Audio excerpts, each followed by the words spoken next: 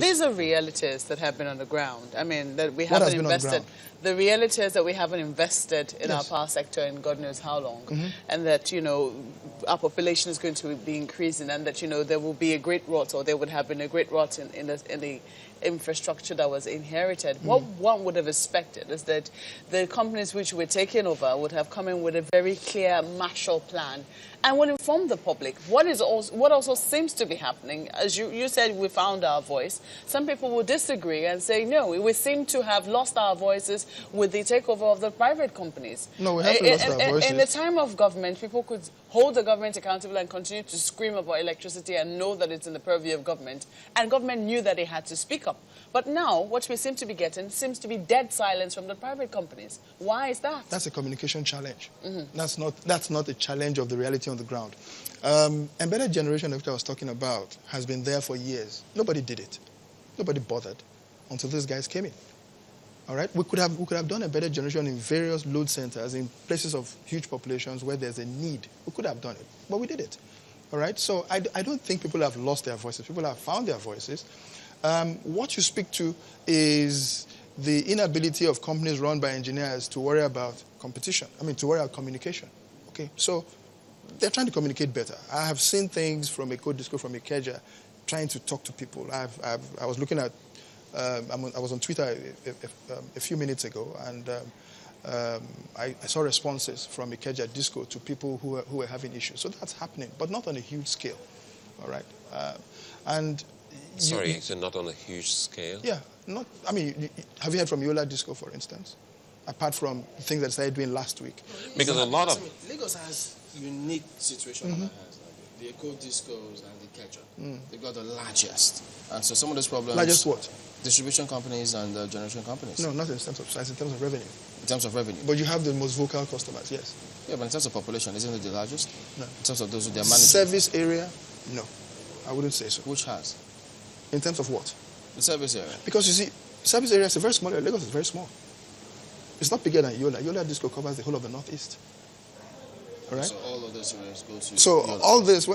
But in terms of population, I mean, Yeah. if you look at it in terms of number of people served, by those discos, wouldn't you say that they have a rather large, you know, Lagos is large, by all means. to serve? But yeah, Lagos is large. Isn't that what we're looking at the end of the day? Because if we're saying that Lagos alone... No, we're looking at the country. Uh-huh.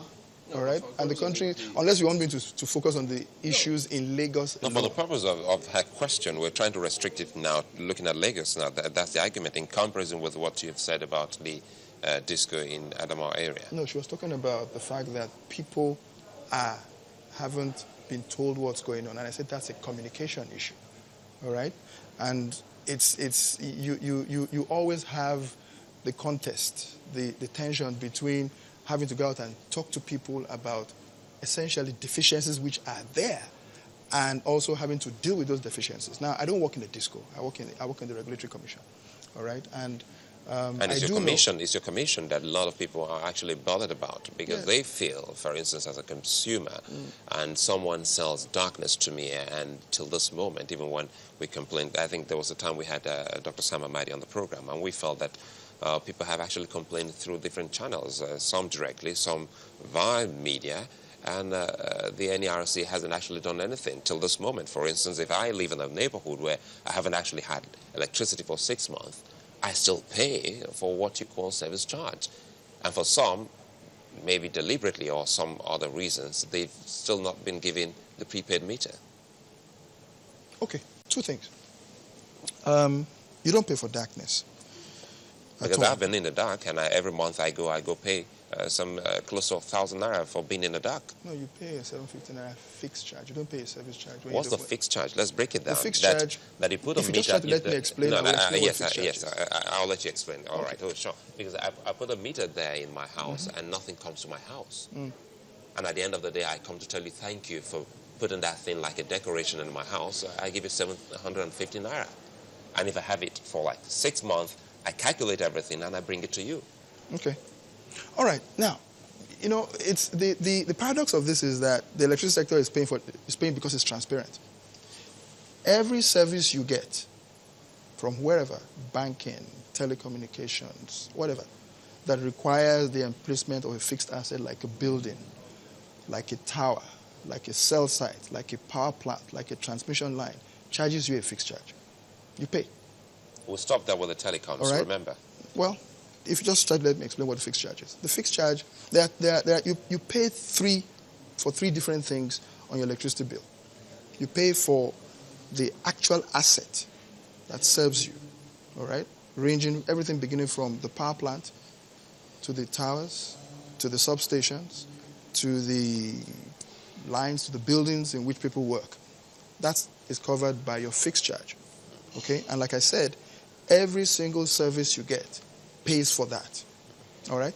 You also pay the service charge you talked about, and that is a daily cost, the daily cost of running the business.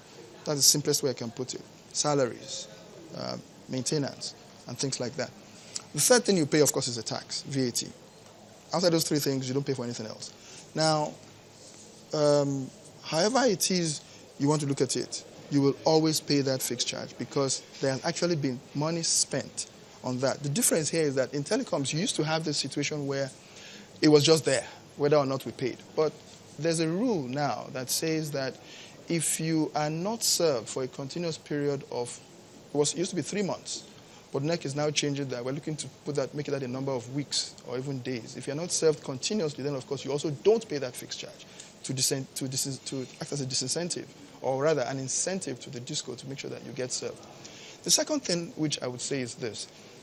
Your tariff is broken, like I just said, into 3 parts, or 2 parts really. The third is the tax, which doesn't go to anybody but the government.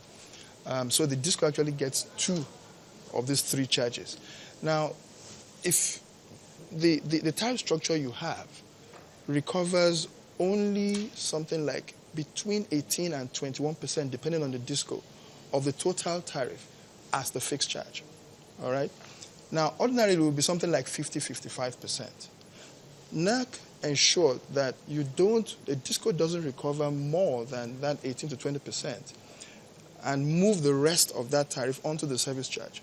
To also act as an incentive on the discos to make sure that what they actually do is not just sit and collect money and recover all their costs, but actually serve customers because they don't get paid, all right, something like 80% of their revenues unless they're actually serving the customer, unless energy is actually going through that customer's meters.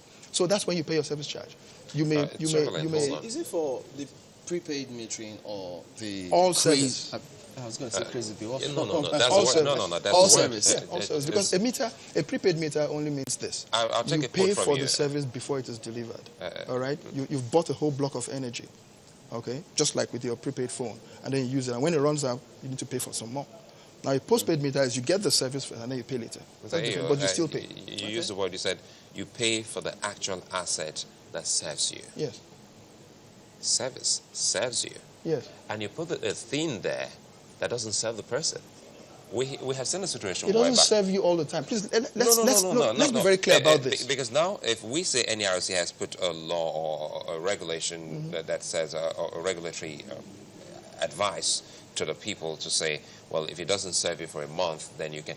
We still see that as corruption, because in this case, if the distribution company say, if I'm not being served, and you know it's going to expire in 20 days' time, you just give me a flicker of light for 1 day so that it looks like I've actually gotten something for that 30-day period. So I still will want to compay the Maybe you want to look at the regulation first. That is not service. And the regulation is quite clear about that. So that is why we have to break it down so that people know what to do with these companies, because people are being exploited. And we are in Nigeria. And I tried to make a point earlier on. You know, because I'm taking it from what you said. You used the word you said that actually serves you. And I'm saying that, well, if you don't get service, I mean... But I've just said to you that there's regulation that makes clear that you don't get even your fixed charge if that service is not delivered. It doesn't change the fact that you actually have an asset in your locality. It doesn't change that fact. It doesn't change the fact that the disco will actually still build assets, all right, and place them there to serve you. Now, whether they're actually serving is a different matter, and it's for the regulator to say that, look, if you do not deliver a certain minimum level of service, you not only don't get paid, but you also pay a fine. All right? And that's what the regulation says.